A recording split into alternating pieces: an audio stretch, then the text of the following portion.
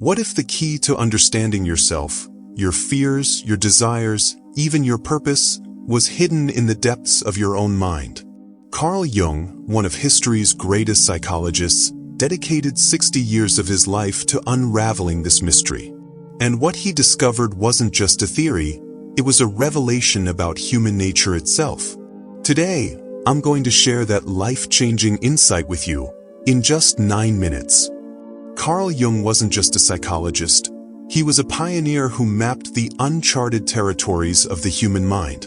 A Swiss psychiatrist and the founder of analytical psychology, he went beyond Freud's ideas to explore the unconscious, archetypes, and the process of becoming whole, which he called individuation. But his most profound realization didn't come from textbooks. It came from decades of confronting his own darkness, dreams, and deepest truths. This is the lesson that reshaped Jung's entire worldview, and it can reshape yours too. It's not about fixing yourself. It's not about becoming someone else. It's about something far more liberating, and once you hear it, you'll never see your life the same way again.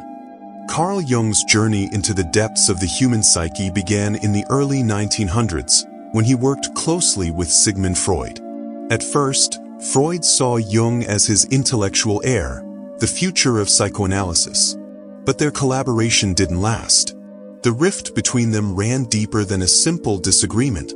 Freud believed the unconscious was primarily driven by repressed sexuality, while Jung saw it as something far more vast, a wellspring of myths, symbols, and ancient wisdom. When Jung dared to explore concepts like spirituality and universal archetypes, their partnership shattered. This wasn't just a professional split, it was the birth of Jung's own path, one that would lead him into uncharted territory. By his late 30s, Jung found himself in a profound crisis. Despite his success, he felt lost, haunted by strange dreams and visions. He later called this period his confrontation with the unconscious, a descent into his own inner chaos. For years, he meticulously recorded his experiences in what would become the Red Book, a private journal filled with vivid illustrations and dialogues with imagined figures from his psyche. This wasn't madness, it was a deliberate plunge into the unknown. Jung wasn't just studying the unconscious, he was allowing it to speak to him, no matter how unsettling the revelations. Through this turmoil, one question burned at the core of his work. What is the self, and how do we become whole? Jung realized that most people live fragmented lives, wearing masks to fit into society while ignoring their deeper, often darker, truths. But true wholeness, he believed, didn't come from denying these hidden parts. It came from facing them. The self wasn't just the conscious you making daily decisions. It was the sum of all your contradictions, fears, and untapped potential. And the journey to uncover it would become the defining mission of his life. After decades of exploration, Jung arrived at a radical truth. Fulfillment doesn't come from achievements, status, or even happiness as we typically understand it. The real journey is inward, a process of reckoning with the parts of ourselves we've ignored, feared, or buried.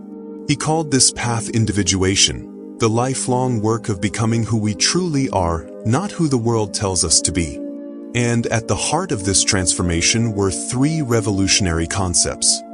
First, the shadow, the hidden cellar of the psyche where we lock away what we deem unacceptable.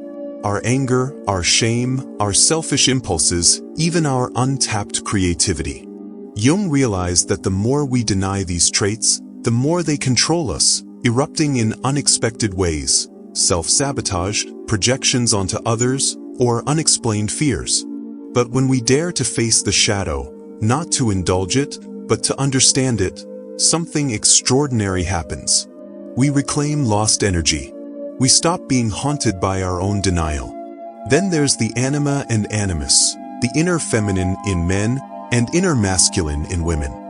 These aren't about gender roles, but about the qualities we've been taught to suppress. A man dismissing his intuition or vulnerability, or a woman stifling her assertiveness, creates an inner imbalance. Jung saw that embracing these denied aspects isn't weakness, it's completion. Finally, the self, the totality of who we are when ego, shadow, and unconscious finally converse. This isn't some blissful, perfected state. It's messy. It means holding contradictions, strength and fragility, kindness and selfishness, logic and wild imagination. Wholeness isn't the absence of flaws, it's the acceptance of them. Jung's conclusion was clear. We spend our lives crafting personas, the good employee, the loyal friend, the ideal partner, but these masks atrophy the soul. True freedom comes when we stop running from what's hidden and instead ask, what if my darkest corners hold the key to my light? Why this matters today? Jung's insights feel almost prophetic in our modern world. Today, we're more connected than ever, yet more disconnected from ourselves. We curate flawless online personas while privately battling anxiety, loneliness, and a nagging sense of emptiness. Social media rewards the appearance of wholeness, highlight reels of success, relationships, and self-assurance, while punishing vulnerability. But this performance comes at a cost. The more we identify with these idealized masks, the more fragmented we become. We confuse likes for self-worth, and algorithms begin to shape our identities more than our own inner voices. This crisis of disconnection manifests in rising rates of depression, burnout, and existential dread. We're starved not just for community, but for authenticity, for permission to be imperfect. Jung's work offers a way out. It's not about rejecting modernity, but about reclaiming what we've outsourced, our self-knowledge. Here's how to start. 1. Journaling, active imagination. Jung's active imagination was a dialogue with the unconscious. Set aside time to write freely, without editing or judgment. Ask yourself, what am I avoiding? What emotions keep resurfacing? Let your pen reveal what your mind has been hiding. 2. Analyzing dreams.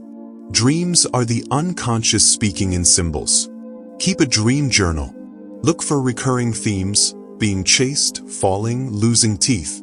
These aren't random, they're clues to unresolved fears or desires. Ask, what part of me does this dream represent? 3. Embracing flaws, shadow work. Next time you feel a surge of irrational anger, envy, or shame, pause. Instead of suppressing it, ask, why does this trigger me? What does it say about what I've denied in myself? Shadow work isn't about excusing bad behavior. It's about disarming its power over you. This isn't self-help. It's soul recovery.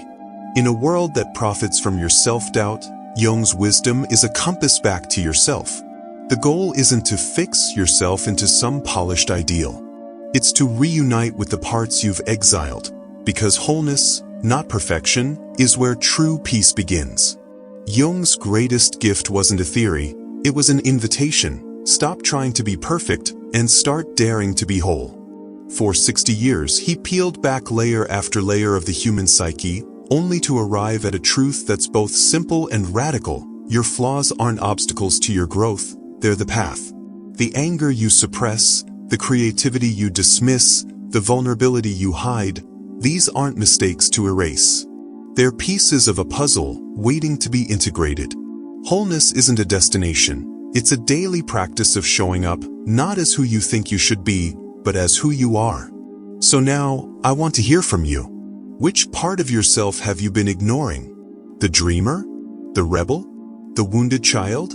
The part that's afraid to take up space? Leave a comment below, not just for me, but for yourself. Naming it is the first step to reclaiming it. If this resonated with you, hit like. It helps others discover these ideas. Subscribe if you're ready to go deeper, because next we'll explore Jung's warning about the modern world, how our obsession with productivity and positivity is starving the soul. But for now, remember, you don't have to be good. You just have to be real. And that's where the real work and the real freedom begins.